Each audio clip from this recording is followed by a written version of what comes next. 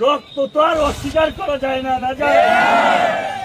বাপ যেহেতু রাস্তার পাশে বৈশা সাবান বিক্রি করছে সাবান বিক্রি কইরা রাস্তার পাশে বৈশা অনেকে হাজার কোটি টাকার মালিক হইতে পারে, তাতে আমার দুঃখ নাই।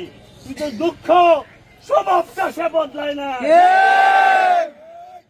সে ঢাকা শহরে ঘুরে ঘুরে সে আমার বিরুদ্ধে প্রতিটা জায়গায় সে বলেছে আমাকে নাকি কিশোরগঞ্জের মানুষ নির্বাচনে চায় না। আলমের দুই গালে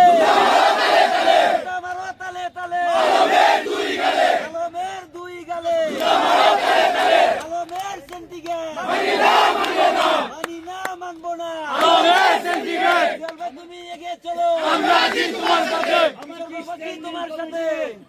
এক নেতা বলেছে যে কিশোরগঞ্জে এমপি যদি হইতে হয় তাহলে সেই আলম বলেছে যে একমাত্র যার নামে প্রার্থিতা ঘোষণা করেছে বাজারুলি একমাত্র পারবে এই সিটটা বাইর করতে, আর নইলে বলে পারবে না।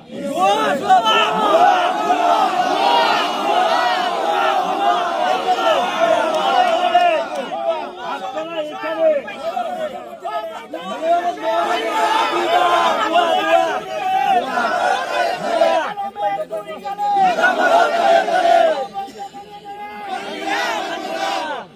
আমি বলেছি ভাই, আমাকে যদি ইউনিয়নের নেতারা না চায় আপনি একটু খবর নেন, আমার কোনো দুঃখ নাই।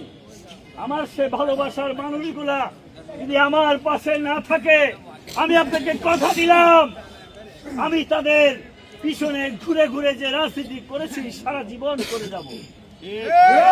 কিন্তু আপনি যে